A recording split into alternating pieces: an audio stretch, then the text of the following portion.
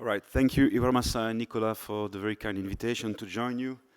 The ICPBR, International Center for Primate Research, is a newly founded center started in 2022, co-directed by Nikos Logothetis and Muming Pu, and we've now about 4 different laboratories, all interested in systems neuroscience, using technologies including high-field magnets for macaque monkeys and rats, as well as different related research and workshop facilities. And at the moment, there are 4 laboratories, but we will soon expand to much more than that. I just thought to introduce this to you as it is a new center in Shanghai, China. Sorry to mention. So the research in our laboratory focuses on interoception, which is essentially the physiological condition of the state of the body, or the sensory representation of the physiological condition of the body. This concept introduced first by by Sherrington. I don't know if you still hear me if I turn my head. By Sherrington, and further expanded by Craig, really relates to what's happening in the different organs and tissues of the body, their physiological status, their homeostatic status, and how it influences brain functions. And it does this essentially through a sensory afferent pathway, or interoceptive afferent pathway, which I will show you in a moment, which is quite specific in primates and a little bit different in rodents.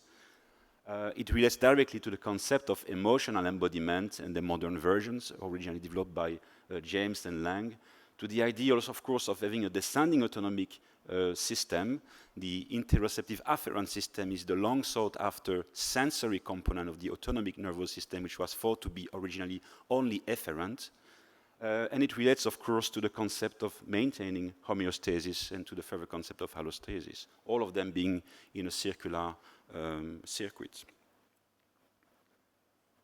This is here on the left side, the primate interoceptive afferent pathway, which begins with the innervation of all of the organs of the body by thin C and A delta primary afferent fibers, terminating essentially in the lamina 1 of the spinal cord at the spinal cord level, or in the nucleus of the solitary tract at the brainstem level, with the vagus nerve as being the main afferents in this case. From there are projections to various brainstem nuclei involved in interoception and autonomic control, and in primate there is also a direct projection to the small nuclei of the thalamus at the basis of the thalamus, VMPO and VMB, which project not mainly to the classical somatosensory cortex, area 3A, 1 and 2, but mainly to the dorsal fundus of the insular cortex, to the cingulate, to the fundus of the cingulate cortex, and to the area 3A in the bottom of the central sulcus. Right?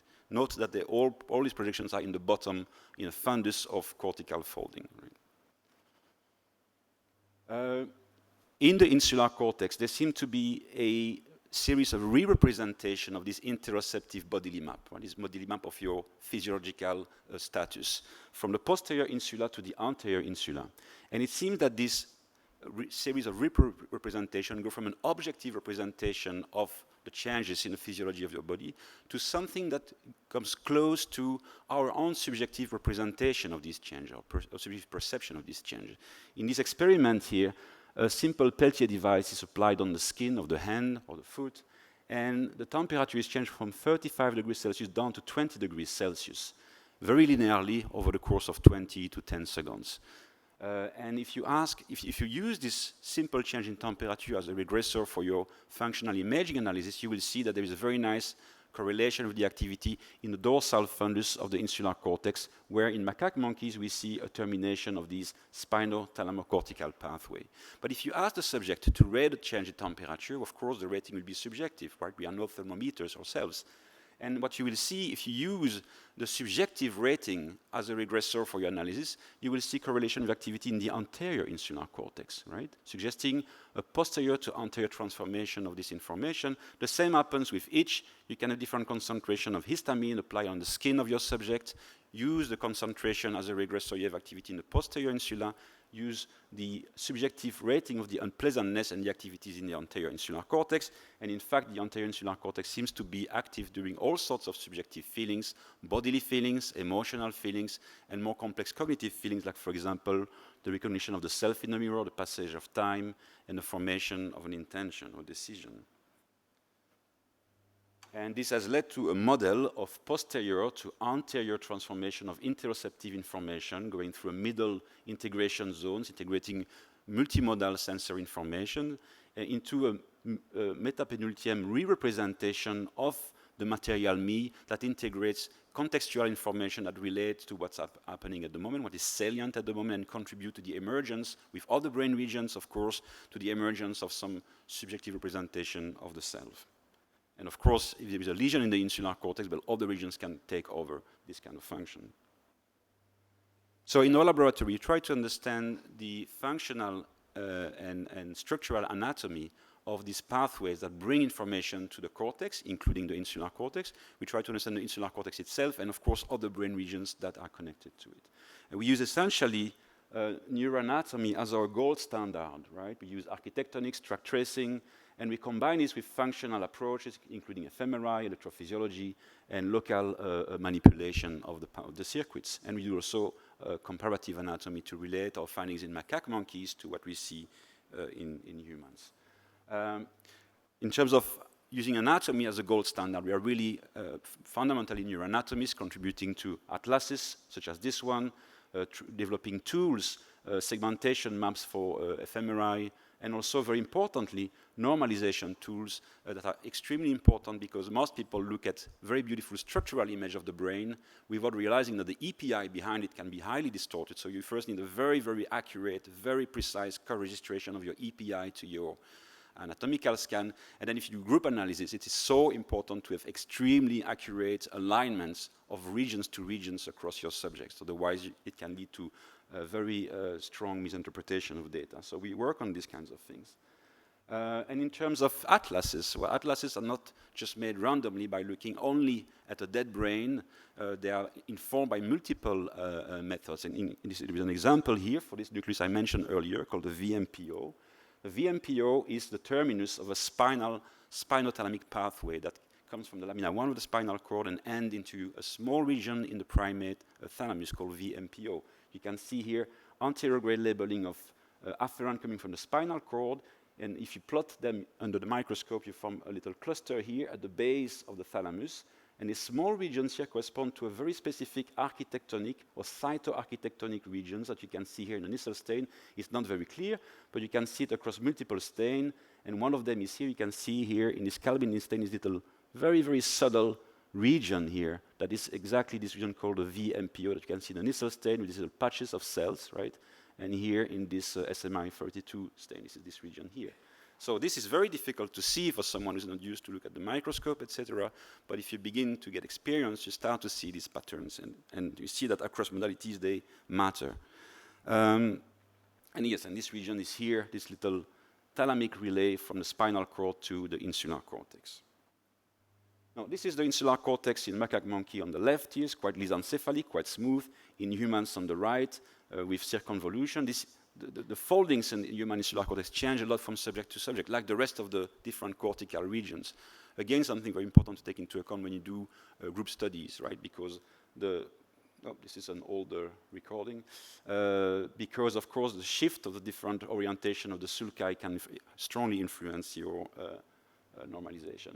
The first thing that we did looking at the insular cortex in macaque monkey is a classical cytoarchitectonic and myeloarchitectonic study where we were able to recognize three main sectors like previous authors before us, Mesulam and Muffson or Brodmann, like for example a granular region in dark gray, this granular region in middle gray, and an anterior agranular region in light gray. And this is a flat map of the insular cortex where you have the dorsal region here in the dorsal fundus, the ventral region here in the ventral fundus, anterior here, posterior here and there, okay?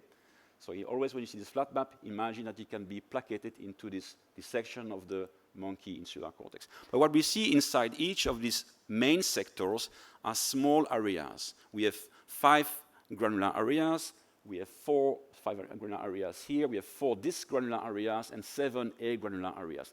And some of these areas are further subdivided into stripes, little subregions, And all of this we see under the microscope using cytoarchitectonic and myeloarchitectonic. In anatomy, we speak always about the concept or the problem of the splitters and the lumpers, right? How many areas can you create?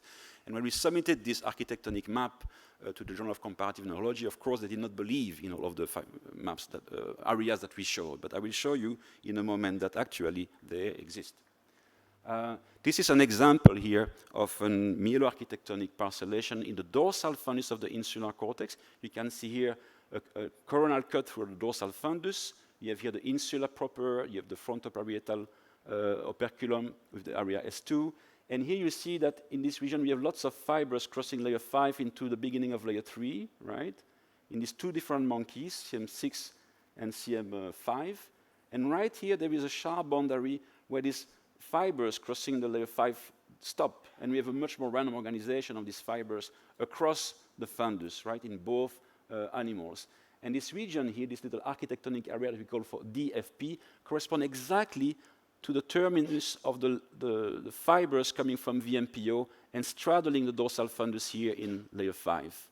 More anteriorly, we have another area that receives projections not from VMPO but from VMB, that receive vagus nerve input. And again, the fibers straddle nicely here the dorsal fundus, extending even a bit more ventrally in the insular cortex. And in fact, if you do injection of tracers in VMPO in different bodily representation, face, hand, and foot, you see that the projections terminate in different posterior-anterior region of the dorsal fundus, the foot being more posterior, the hand in the middle, and the face more anteriorly into this IDFP region. So you have a topographic map. And if you do electrophysiological recording in this IDFP here, you find again that in the posterior, middle, and anterior region, you have cell responding to specific stimulation of the foot, pinch, for example, or of the hand with here cool representations. And here in the face, in the lip, where you have the same cell that respond to noxious heat, cold, and pinch. And these different modalities correspond exactly to the modalities that you can record in morphologically distinct neurons in the lamina 1 of the spinal cord, which is at the origin of this spinal-thalamo-cortical pathway.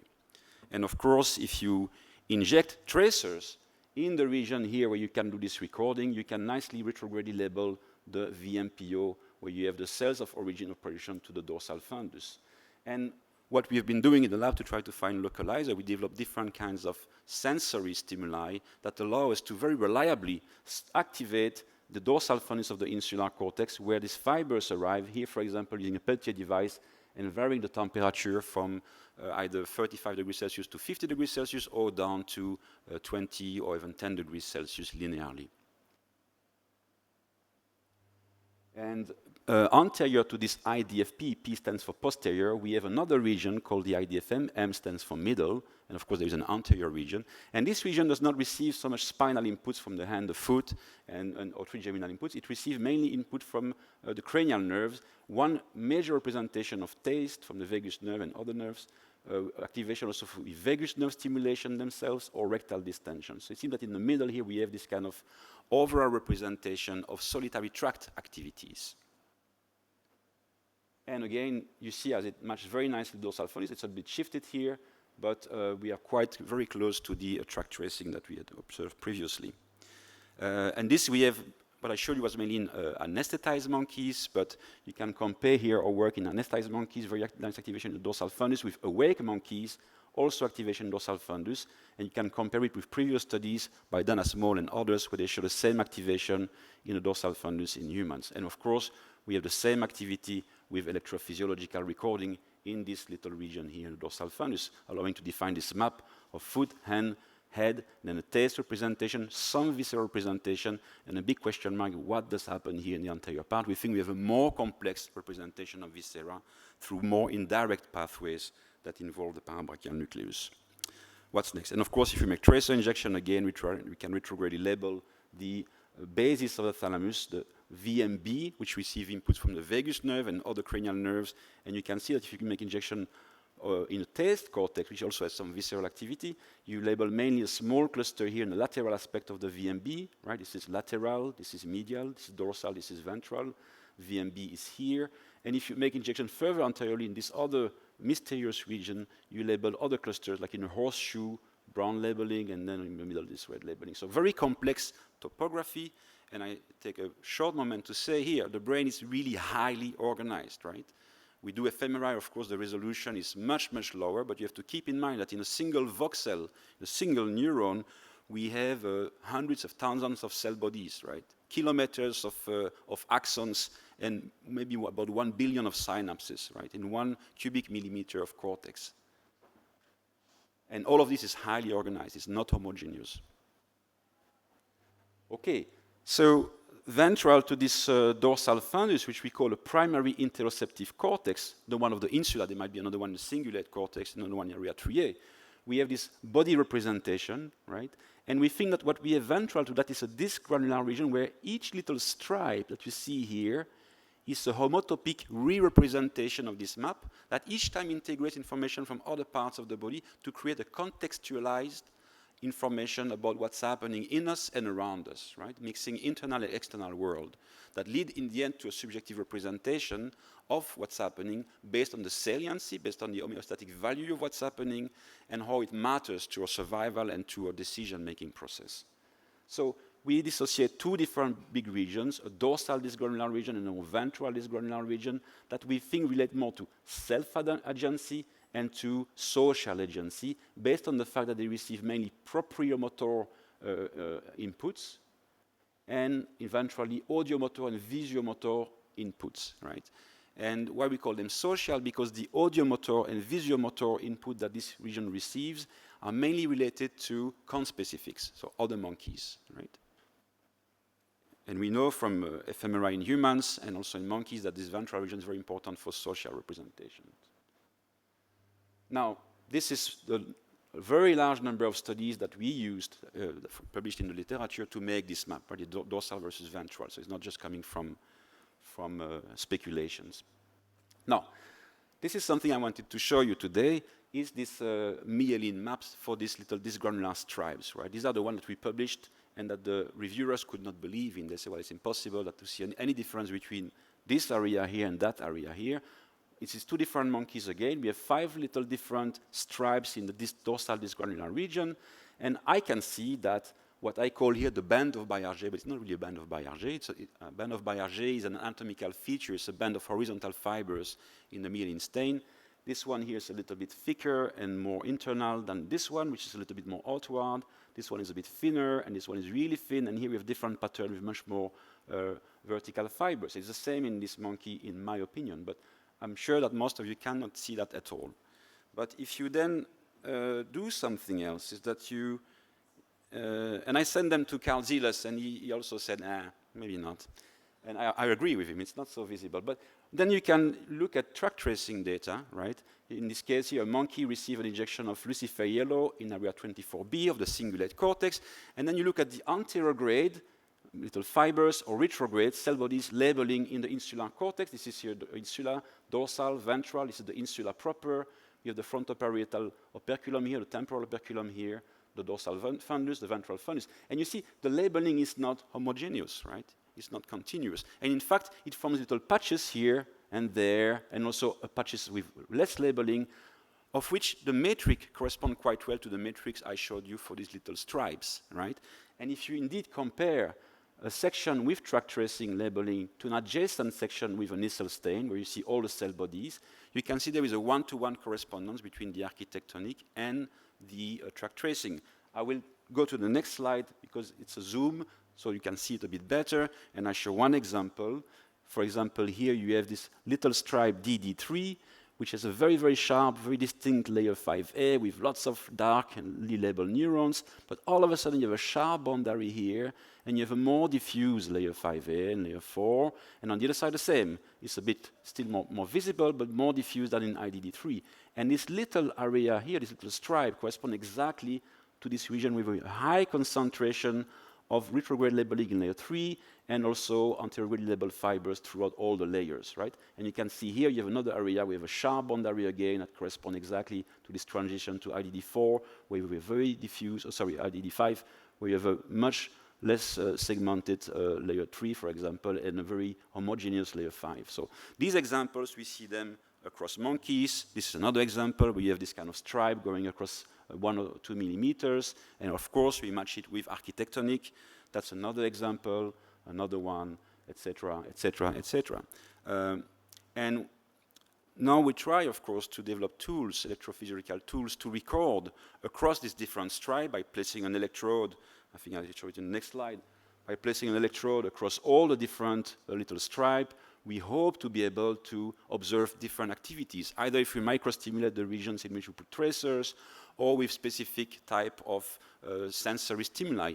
And one example, which we came across in our analysis, is that if you stimulate the monkey's hand or foot with cooling or heating, we always see activation in the dorsal fundus, but there is also a little more ventral activation in the mound of the insula, which in fact correspond to a site of projection from VMPO to the mound of the insula. The section here is tilted 90 degrees, but this is ventral. In the ventral insula, you see also projection from the thalamus that may correspond to this spot here. And I guess that they also correspond to specific architectonic stripes. I don't have much time left, so I will try to hurry up into the anterior insular cortex, right? We have a primary interoceptive cortex. We have an integration zone that is this granular, and then we have an agranular output stage, which we think control descending autonomic systems and also has an effect on brain-wide network dynamics through integration of salience and then salience-based switch between different networks like central executive network and default mode network. There are some evidence for that. I don't have the time to go through. And this anterior agranular cortex has seven different areas, and one area in particular one architectonic area contains a specific type of neuron that is called the von Economou neuron. It's a large spindle-shaped neuron with a thick basal dendrite and apical dendrite in contrast to the basal tuft of the normal pyramidal neuron. We know that the number of von Economou neurons selectively decreases during the different stage of, for example, the behavioral variant of the frontal temporal lobe dementia, which is characterized by a sudden loss of self-conscious feelings and representation across time. Originally, the neurons was thought to be present only in humans and great apes. It has been found in many other species, including non-primates, since then. And we found it in the macaque monkeys, fascicularis and mulatta, so cynomolgus macaque and rhesus macaque, just like it is also present in humans. It is always accompanied by another cell called the fork cell, always in layer 5B, always more on the right than on the left, and with a volume of the cell body always larger than that of local pyramidal neurons in macaques and even more so in humans. We can see that it is located in one specific architectonic area. And I think this is fundamental to show this. I show you the beautiful example of the stripes, right? And now I show you another beautiful example of how anatomy can be refined. If you zoom out and look only at the architectonic, you see here that there is one area that has a very sharp delimitation between layer 5 and layer 3. Very, very sharp line, right? And then here you have another area where the boundaries are very, very diffuse. But what you have is a very nice little layer 2 here, with little islands of darkly labeled cells, which stops right here and also right there. And here you have another area where it's not visible on this poorly resolved image, but you have one line here of layer 5 cells and another one that's from like a train track, right? One here, one there, and a sharp boundary again here. If you zoom in and look for the cell shape, the von Economou neurons are only in this region, right? Only. That is remarkable. And we can activate this region with different stimuli, including vagus nerve stimulation in the awake monkey. What we find now is that these cells and all the pyramidal cells together project to specific regions in the brainstem. For example, the von Economou area here, IAL, has von Economou neurons, fork neurons, and pyramidal neurons that project specifically to the lateral and ventrolateral column of the PAG, periacutal gray, right? Whereas another area, which is next to it, IAI here, does not project to this region, but project instead to the dorsal and dorsolateral column of the PAG, which both have different effects on sympathetic and parasympathetic regulation of bodily physiology and behavior, right? So two adjacent areas that probably we will not see so well in fMRI are possibly having different role in the regulation of the physiology of the body in the context of behavior. And so we tried, and another massive projection is to the parabrachial nucleus in the brainstem in macaque monkeys. If you make an injection of retrograde tracer in the parabrachial nucleus, you will see two hotspots of retrograde labeling in the cortex, anterior cingulate cortex and anterior insular cortex. And the rest of the cortex is almost completely devoid of retrograde labeling.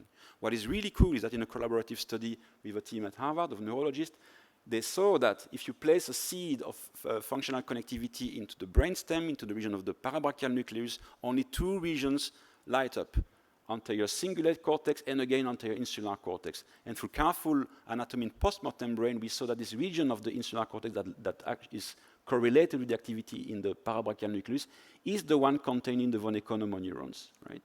And in coma patients, this functional connectivity almost completely disappears, suggesting a disconnection through the lesion in the brain between anterior insula and, I have only 4 seconds left, and the parabrachial nucleus. And so we try to understand this by doing electrophysiological microstimulation in left and right insula in the von Economo region, recording of local field potential, also in left and right, and optogenetics. And what we see right now, which might be, of course, of interest when we think about functional connectivity, is massive activation, correlation with different parts of the brain, some that are monosynaptically connected with the insular cortex, like, for example, the midline thalamus, but also others, like visual cortex here, that are not monosynaptically connected, right? So functional connectivity does not equate to structural connectivity.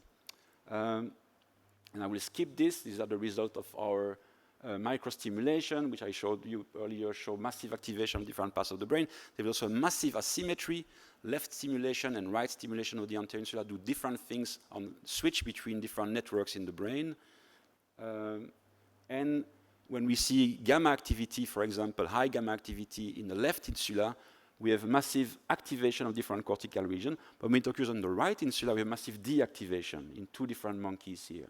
So there is massive asymmetry in the organization of anterior, left and right anterior insula that may relate to an asymmetric representation of sympathetic and parasympathetic activity in the brain.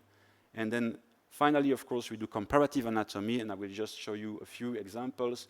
We are quite sure that a dorsal fundus here in the insular cortex in macaque monkeys is homolog to a dorsal fundus in the very back end of the human insula based on comparison across different fMRI studies. Same thing for the tail cortex, which is quite in the anterior half of the insula in monkeys, but more in the posterior half in the humans, with a big region here that still needs to be investigated.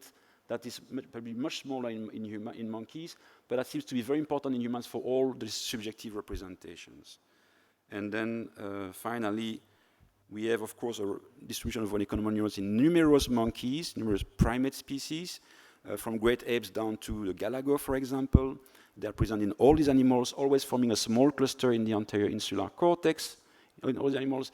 And I told you that we have one area containing the von Economo neuron in macaque monkeys, but also in gibbons and siamang, so these are lesser apes. But in humans, and maybe also in bonobos, it seems that we have more than one distinct cyto-amyloarchitectonic areas containing von Economo neurons, which is what we are currently trying to further understand. Voila. And this is our team. It's an international team. I have my main lab in Shanghai, China, but we also have collaborators or students still at the Max Planck Institute in Germany, and also at Leuven in collaboration with Wim van Duffel, and at the Nathan Klein Institute in collaboration with René Artig. And we have open positions. Thank you.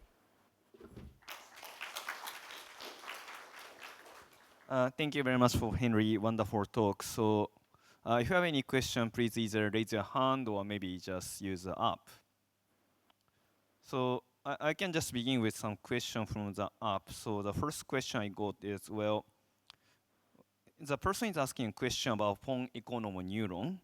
So how do you think about it's related to language function? That's the first question. The second question is, do you observe any difference between left and right hemisphere? What was the first part of the question? First question is, I think, do you think maybe von Economo neuron is kind of related to language function? Language? Yes. I don't know. I don't know that. If you have behaved, there are 2 different types of frontotemporal lobe dementia. One is aphasic, right? And we see not in the ventral anterior insula where the von Economo neurons are, but in the dorsal insular cortex, there is a very old study showing representation of the vocal cords. And in the volumetric study of the thickness of the cortex, although the behavioral variant of the front FTD shows thinning of cortex in the ventral anterior insula where the von Economo neurons are, the aphasic version shows thinning in this dorsal fundus region just anterior to the tail cortex, where in monkeys we see, some people saw before us, actually a long time ago, vocal cord representation. and where Petridis and colleagues showed connections with area 44. So I think it's a different part of the insular cortex. Thank you. So, anybody? Okay. So, second question from the app is, can you comment on insular connection to human anterior and posterior cingulate cortices? BEN only insular, maybe what it means, or ACC or PCC. Maybe person is just asking about some question about connection between insular and anterior posterior cingulate cortex. It seems that the posterior insula connects with the posterior cingulate cortex and the anterior insula with the anterior cingulate cortex in general. Yeah. Well, maybe also asking the von Econom neuron also found in cingulate cortex? Yes, it is in cingulate cortex. It's a study it's a region that we are beginning to study also.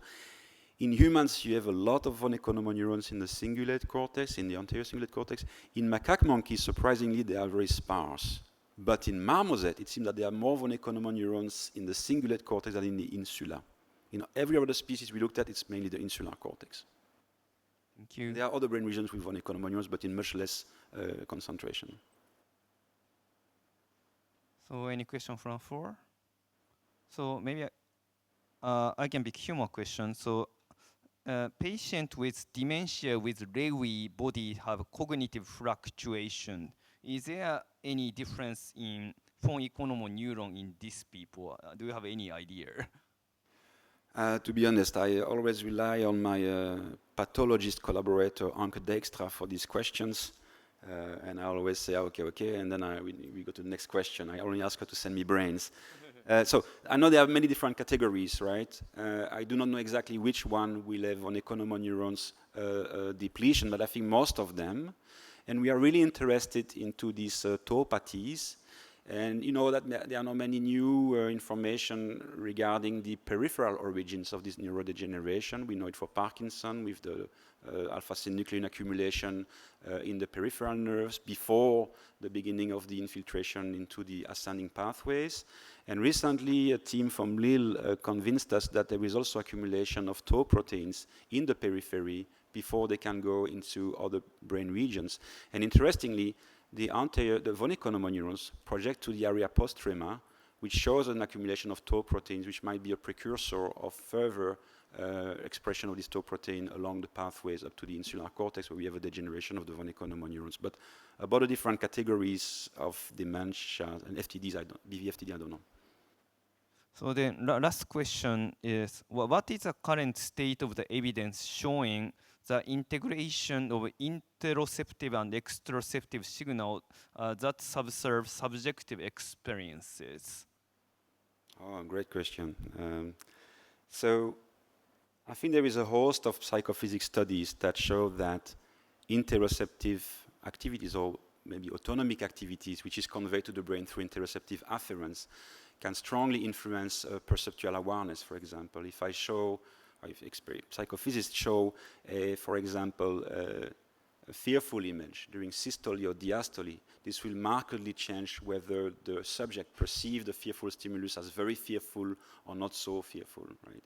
And there is also an influence of breathing, an influence of the general physiological condition of the body on our perceptual awareness, not just of personal feelings, internal feelings, but also on external visual stimuli, for example.